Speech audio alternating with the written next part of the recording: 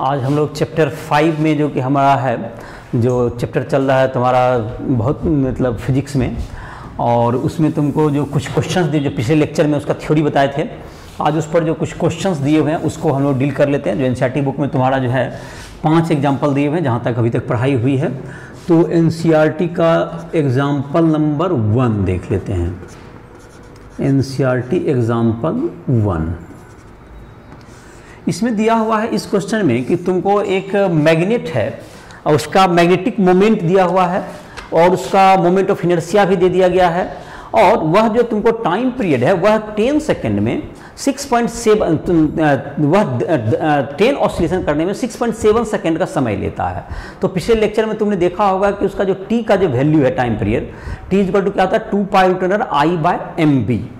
तो इसमें जो तुम्हारा है वैल्यू दिया गया, तो इसमें बी का वैल्यू को अननोन कर दिया। जो टाइम पीरियड जो होता है तुमको, क्योंकि टॉर्क बराबर m क्रॉस b निकालते हैं, mb साइन थीटा, और उससे जो हम लोग निकाल के लाए थे, तो टाइम पीरियड ऑफ ऑसिलेशन क्या होता है, t इक्वल टू 2π√I/mb। ये टाइम पीरियड ऑफ ऑसिलेशन, एक ऑसिलेशन का होता है।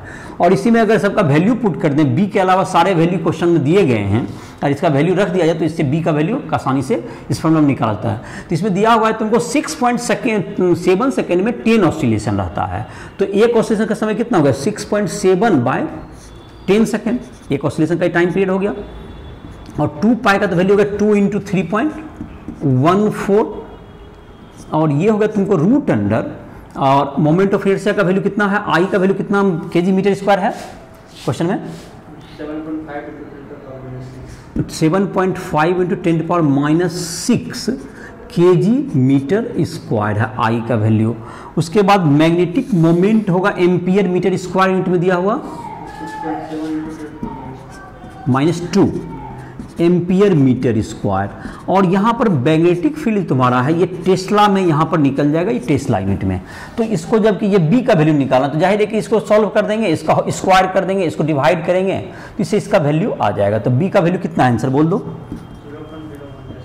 0.01 टेस्ला। कैलकुलेशन अपना देख लोगे तुमको, ये तुम्हारा आंसर हो गया ये। तो ये तुम्हारा एग्जाम्पल 1 खत्म हो गया। अब एनसीईआरटी का एग्जाम्पल नंबर 2 देखते हैं। एनसीईआरटी एग्जाम्पल 2, इसमें तुमको 3 पार्ट दिया हुआ है सब क्वेश्चन का। तो इसमें दिया हुआ है तुमको एक मैग्नेट है, उसको मैग्नेटिक फील्ड में रखा गया है, जिससे कि उसमें एक टॉर्क एक्सपीरियंस होता है। एक मैग्नेटिक फील्ड में रखने पर उसमें जो कि, और मैग्नेटिक फील्ड और मैग्नेटिक मोमेंट के बीच का एंगल 30 डिग्री है।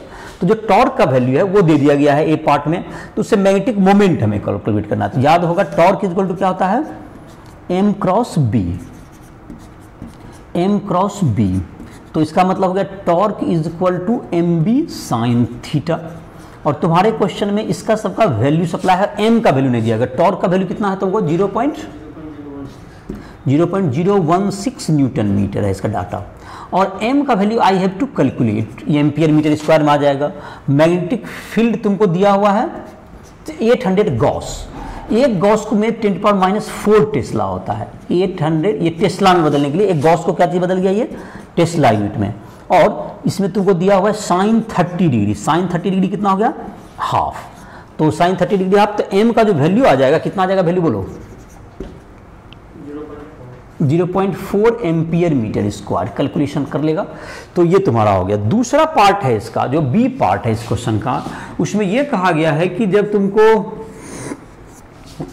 ए पार्ट में तुम्हारा था इसका m का वैल्यू निकालना था, सेकेंड पार्ट में निकालना है कि m जो तुम्हारा होगा इसका जो कि सबसे जो कि m.b का वैल्यू सबसे जो कि स्टेबल स्थिति हो, और सबसे अनस्टेबल स्थिति में 0 डिग्री से लेके 180 डिग्री तक रोटेट करने में कितना वर्क डन करना पड़ेगा इसको घुमाने में। तो जो कि पहला स्थिति में 0 डिग्री से लेके 180 डिग्री तक हम लोग को निकालना है। तो पोटेंशियल एनर्जी जो होगा तुम्हारा, उसका वैल्यू होता है -m.b। तो जो पहला जो कि तुम्हारा इनिशियल पोटेंशियल एनर्जी निकाल लेते हैं, initial potential ui, that's will क्या हो गया, -mb गुना cos 0 डिग्री हो गया, दैट्स इक्वल्स टू -mb कह सकते हैं। फाइनल जब 180 डिग्री हो जाएगा तो cos 180 कितना हो जाता है, तो -mb cos 180 degree that is -1 होता है, cos 180 डिग्री -1, तो -1 तो ये हो गया mb। तो वर्क डन बराबर क्या होगा तुमको, change in potential energy UF minus UI, final potential energy minus initial potential energy, तो mb minus mb that equals to 2mb। तो मैग्नेटिक फील्ड तुमको मैग्नेटिक मोमेंट का वैल्यू 0.4 आया था डे, 0.101 से कितना है m का वैल्यू पहला पार्ट में, तो 2 इंटू 0.4 इंटू 800 इंटू 10⁻⁴, ये टेस्ला में बदले, -4 गॉस को टेस्ला में बदल दिए, तो इसका आंसर कितना होगा 0.064 जूल। ये तुम्हारा बी पार्ट का आंसर हो गया।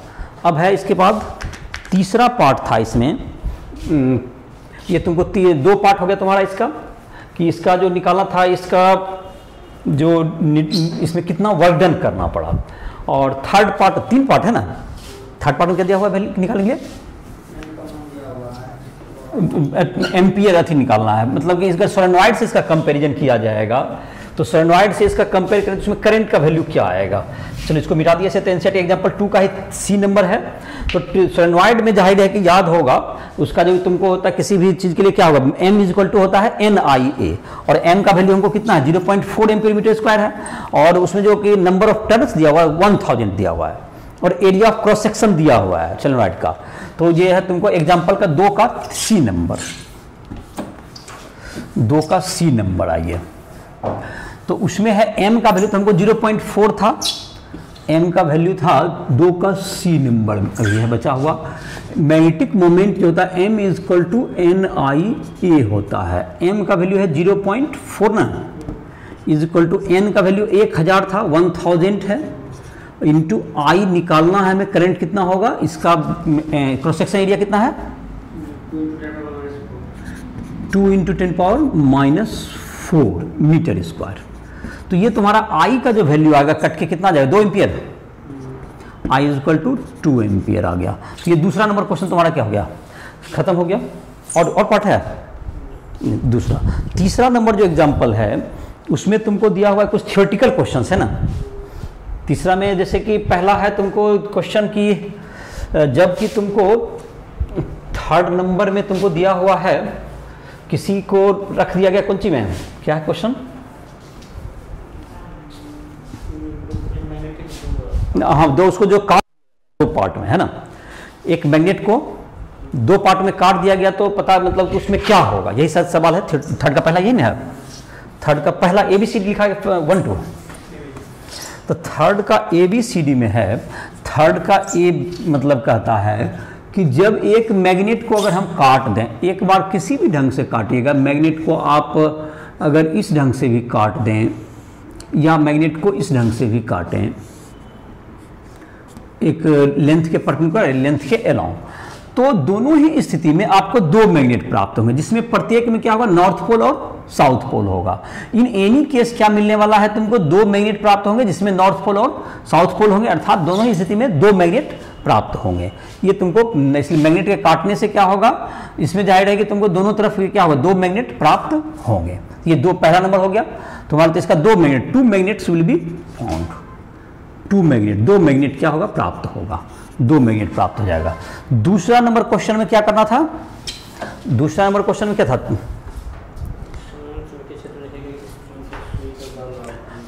हम मतलब कि इसमें जो है तुमको कोई निडिल है, कोई तुमको जैसे अगर किसी चीज का तुमको दिया हुआ है, यहाँ पर एक मैग्नेट है, अगर कोई यहाँ पर निडिल रख दे, मैग्नेट चुंबकीय सुई, चुंबकीय निडिल, तो इस पर क्या होता है, इसको ये रोटेट कर देता है, लेकिन इस पर एक फोर्स नहीं लगा पाता है ये।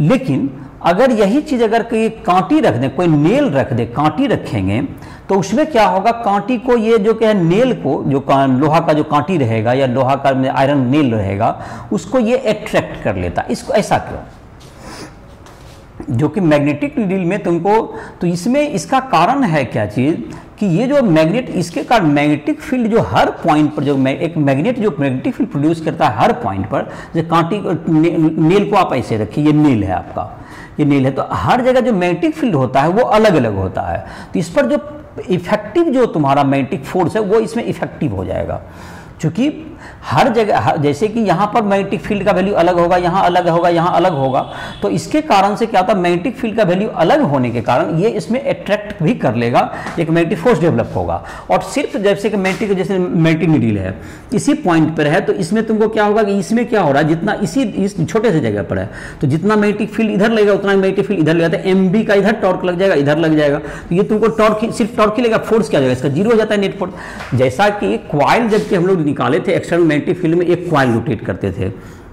अगर यूनिफॉर्म मैग्नेटिक फील्ड है हर जगह तो सिर्फ ये रोटेट करता था, जो पिछले चैप्टर में बता रहे थे, और जो फोर्स का जो वैल्यू था तुमको नेट फोर्स जीरो हो जाता है। और लेकिन अगर मैग्नेटिक फील्ड हर जगह वेरी कर रहा है, जैसे कि जो कि इस केस में, तो वह अट्रैक्ट भी करेगा। तो ये दूसरा था, तुमको नेल वगैरह को ये क्या कर लेगा, अट्रैक्ट कर लेगा।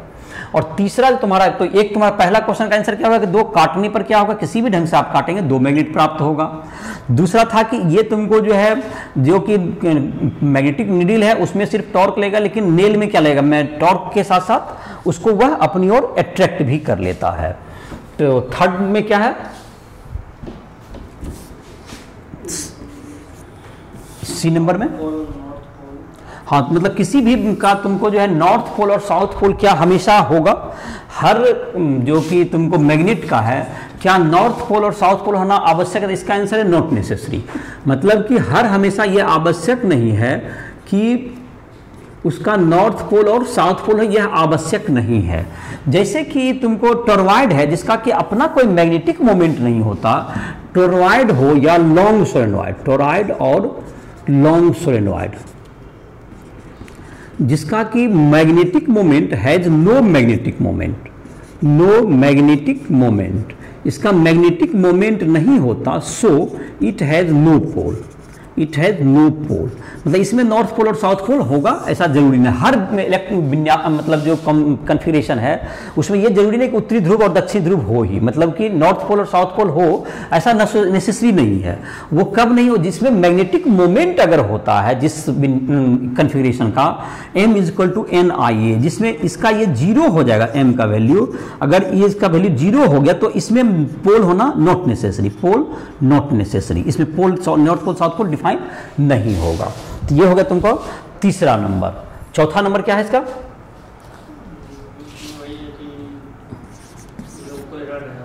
हाँ, मतलब इसका जो फोर्थ नंबर देखते हैं, ये दो हो गया, तुमको इसको मिटा दे रहे हैं। तो पहला नंबर क्वेश्चन है क्या होगा, दो मैग्नेट को काटने पर दो मैग्नेट मिल जाएंगे, एक तुमको था। उसके बाद हो गया तुमको कि क्या हो गया, ये दिया हुआ था तुम्हारा दूसरा नंबर जिसमें कि नेल को क्या कर लेगा, वो अट्रैक्ट कर लेता है। और तीसरा नंबर अभी बताया। चौथा नंबर तुमको है कि एक दिया हुआ है एनसीईआरटी एग्जाम्पल 3 का चौथा देखते हैं, ये एनसीईआरटी एग्जाम्पल 3 चल रहा है तुम्हारा, एनसीईआरटी एग्जाम्पल 3 का डी नंबर देखते हैं।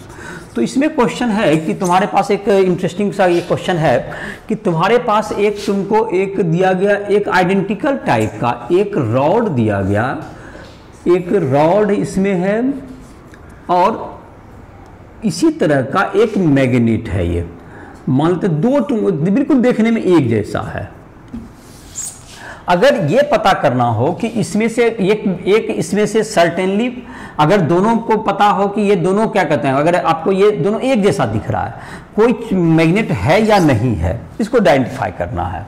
अगर इसमें सर्टेनली कम से कम एक मैग्नेटिक है, तो अगर दोनों मैग्नेटिक होगा, तो जैसे कि अगर तुमको इसको जब एक दूसरे के साइड में रखेंगे तो ये अगर अट्रैक्ट कर रहा है, ये एक दूसरे को क्या करेगा, अट्रैक्ट करेगा अपनी ओर, तो ये होगा तुमको कि ये तुमको दोनों क्या हो सकता है, दोनों भी मैग्नेट हो सकता है या एक कम से कम मैग्नेट जरूर है।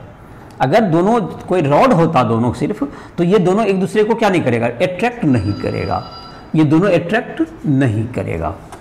तो इसका क्या होगा, अगर इसका जो तुमको होगा ये अट्रैक्ट तभी करेगा जब क्या होगा, जब ये तुमको दोनों एक कम से कम एक मैग्नेट होगा और एक रॉड होगा।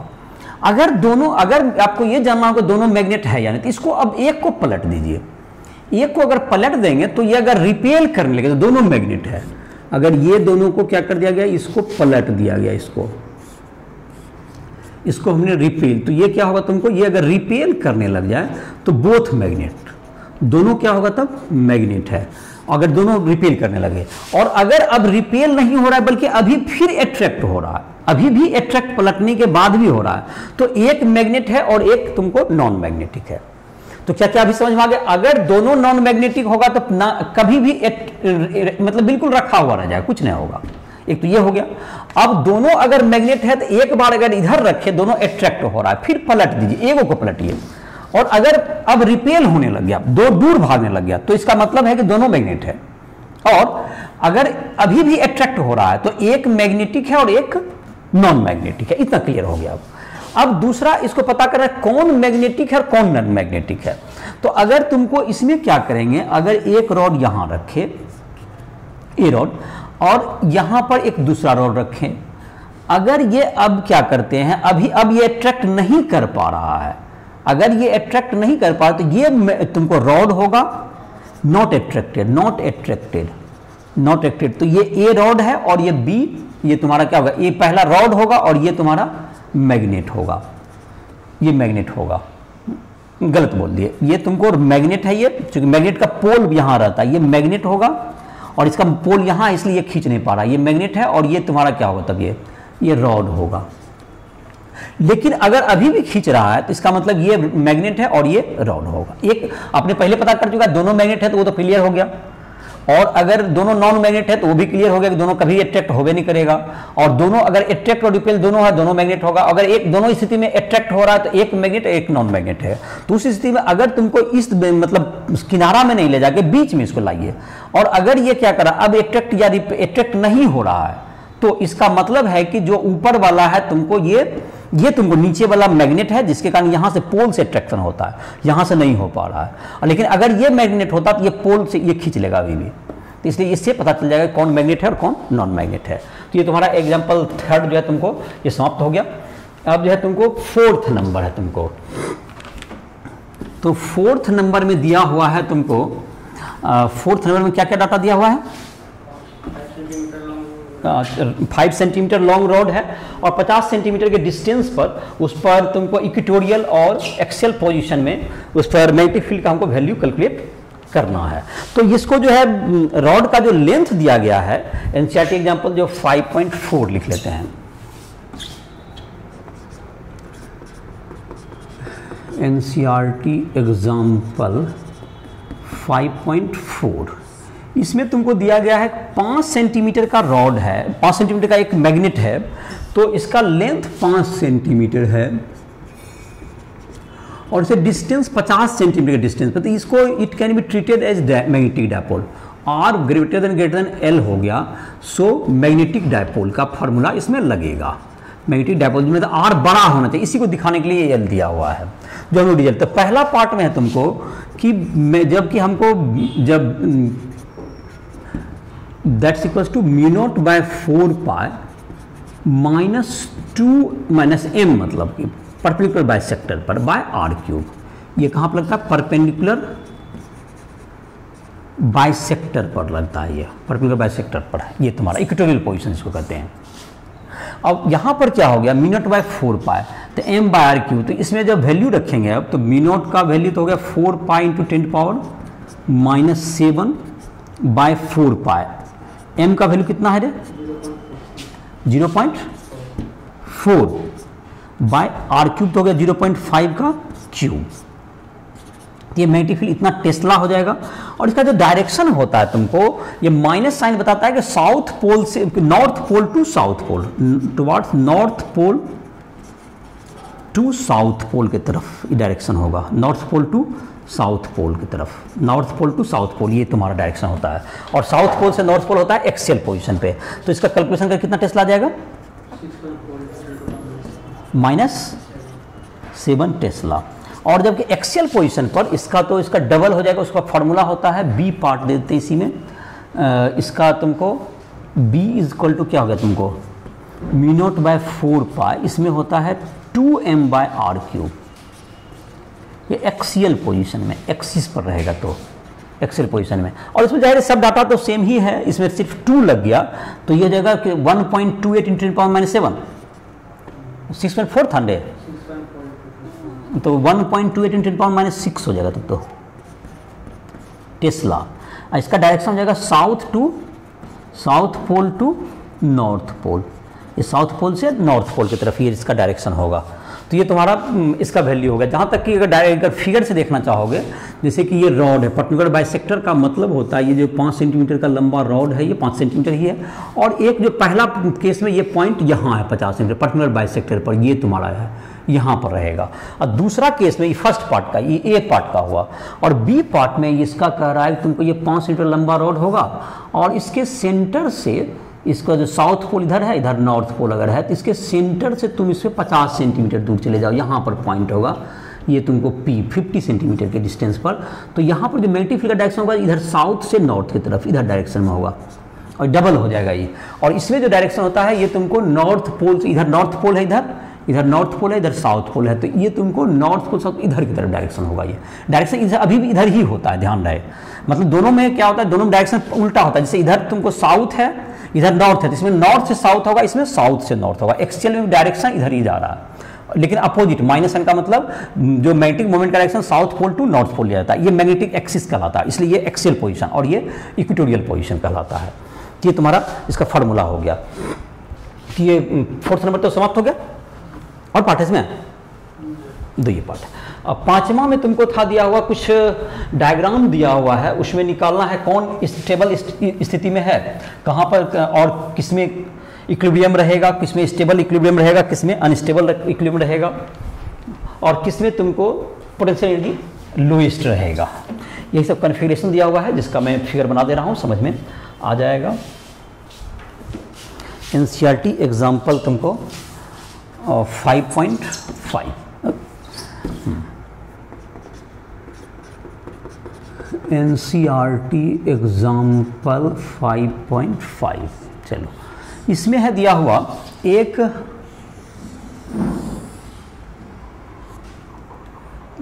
यहाँ पर, ये तुमको सर्किल कुछ नहीं है, ये पोजीशन बताने के लिए है। यहाँ पर एक मैग्नेटिक नीडल रखा गया है, एक मैग्नेटिक नीडल रखा गया है जिसका कि मैग्नेटिक मोमेंट है इधर की ओर। ये O पॉइंट पर एक मैग्नेटिक नीडल रखा गया है जिसका नाम P है, और इसका मैग्नेटिक मोमेंट है ऊपर की तरफ, तीर जो दिखा रहा है ये मैग्नेटिक मोमेंट नीडल का, जो नीडल सेंटर पे प्लेस किया हुआ है। ये मैग्नेटिक नीडल जो सेंटर पे प्लेस है, ये मैग्नेटिक नीडल है, ये मैग्नेटिक नीडल है ये। इसके कारण तुमको कुछ पॉइंट्स दिए हुए हैं, जैसे कि यहाँ पर एक Q1 पॉइंट है। Q1 पॉइंट पे कोई दूसरा अगर मैग्नेटिक नीडल रख दिया जाए M1, तो Q1 इसका पॉइंट का नाम है, जिसका कि इस डायरेक्शन में रख दें तो, और दूसरा Q2 पर तुमको रख दिया गया है, इधर की ओर रख दिया गया है, तो सबका डायरेक्शन तुमको दिया हुआ है, दोनों में राइट ही दिया गया है। इसमें Q2 पर तुमको इसमें राइट ही दिया गया ये Q2 पर, और यहाँ पर Q3 है, Q3 में डायरेक्शन किधर कर दें, नीचे, Q3 में नीचे की ओर। यहाँ पर इसके सामने जो है तुमको Q4 है, जैसे कि ये जो P के सामने यहाँ पर Q4 है, Q4 में नीचे, इसमें भी नीचे की ओर है, और यहाँ पर तुमको Q5 है, इसमें Q5 इसमें ऊपर की ओर हो गया। यहाँ पर Q6 इसी के जस्ट नीचे, Q6 में ऊपर की ओर हो गया। चलिए, इसमें यह बताना है कि किसमें जो है तुमको इस इक्विलिब्रियम रहेगा, किसमें इक्विलिब्रियम नहीं रहेगा, पहला केस में है। तो देखो, जहाँ तक कि है इक्विलिब्रियम रहने और नहीं रहने का केस है, तो टॉर्क इक्वल टू होता है M क्रॉस B।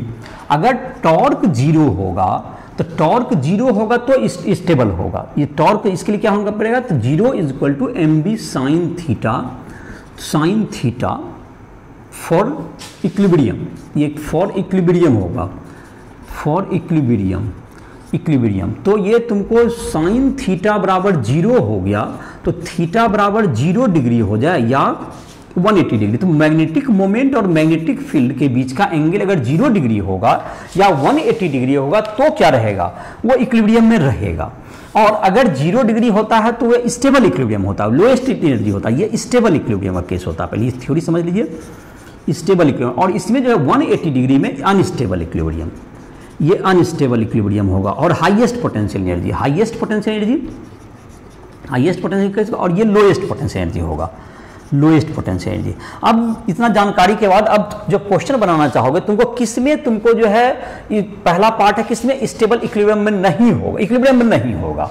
तो देखो इसमें जहां तक की है मैं जो कि तुम्हारा m का वैल्यू यहां पर दिया हुआ है इधर की ओर, तो ये जो कि एक्सियल पोजीशन मैग्नेटिक फील्ड ऊपर प्रोड्यूस करेगा इधर के साउथ से नॉर्थ पोल इधर की ओर, और ये तुमको जो मैग्नेटिक मोमेंट या तो ये 0 डिग्री ये नीचे की ओर है तो 180 एंगल बना रहा है, और ये भी 0 या 180 बना, तो ये भी क्या होगा तुम्हारा, ये दोनों क्या होगा, स्टेबल रहे, इक्विलिब्रियम में रहेगा।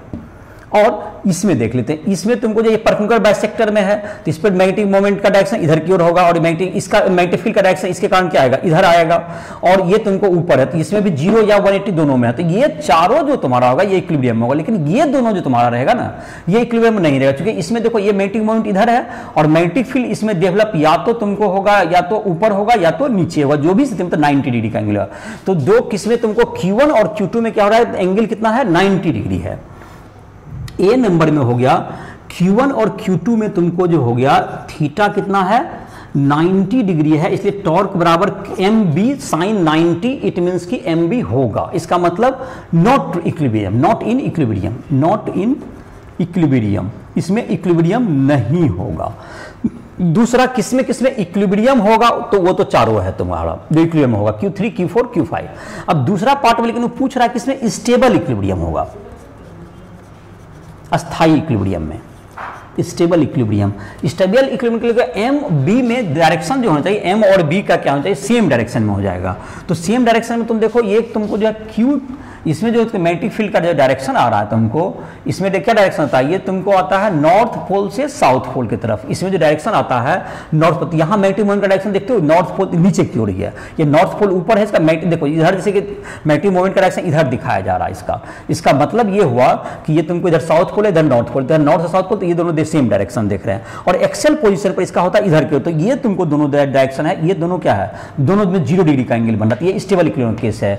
Q3 और Q6 और Q6 क्या होगा तुम्हें, स्टेबल इक्विलिब्रियम का केस होगा। ये बी नंबर में Q3 Q6 थीटा बराबर 0 डिग्री, स्टेबल इक्विलिब्रियम। तो स्टेबल इक्विलिब्रियम अभी जो समझाए थे कि इक्वेटोरियल पोजीशन पे क्या होता है, तुमको north pole to south pole जो नीचे की ओर आ रहा है, और ये एक्सियल में साउथ से नॉर्थ, तो ये तुमको 6 में आ रहा है। और ये Q4 Q5 unstable 180 degree angle वाला केस है। ये Q4 Q5 unstable equilibrium, theta बराबर है 180 डिग्री दोनों के बीच का, अनस्टेबल इक्विलिब्रियम का केस है ये, अनस्टेबल इक्विलिब्रियम।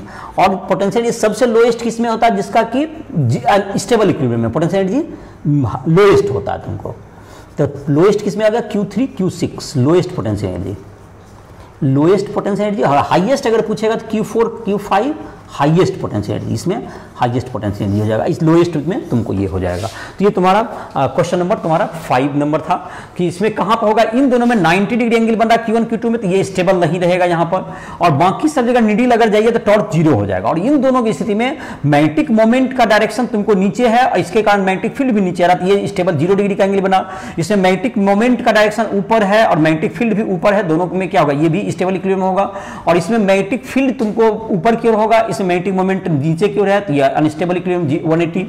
यहाँ पर भी होगा, ये तुमको इसमें मैग्नेटिक मोमेंट होगा नीचे की ओर, मैग्नेटिक फील्ड आएगा नीचे की ओर, मैग्नेटिक मोमेंट है ऊपर की ओर, ये अनस्टेबल होगा। और ये इसलिए ये चारों का तुमको कौन स्टेबल होगा। और जहाँ पर स्टेबल इक्विलिब्रियम होगा वहाँ magnetic field potential energy minimum होता है। जहाँ पर stable equilibrium 0 degree stable equilibrium में रहेगा और मैग्नेटिक पोटेंशियल एनर्जी लोएस्ट होगा, मतलब माइनस निगेटिव। तो ये तुम्हारा हो गया, पांचों एग्जाम्पल हो गया तुम्हें। इसके बाद तुमको जो एक लेक्चर है जिसमें कि हम लोग बाद में जो गॉस लॉ ऑफ मैग्नेटिज्म ये सब हम लोग अगले लेक्चर में पढ़ेंगे। तो इसी के साथ इस लेक्चर को समाप्त कर रहे हैं।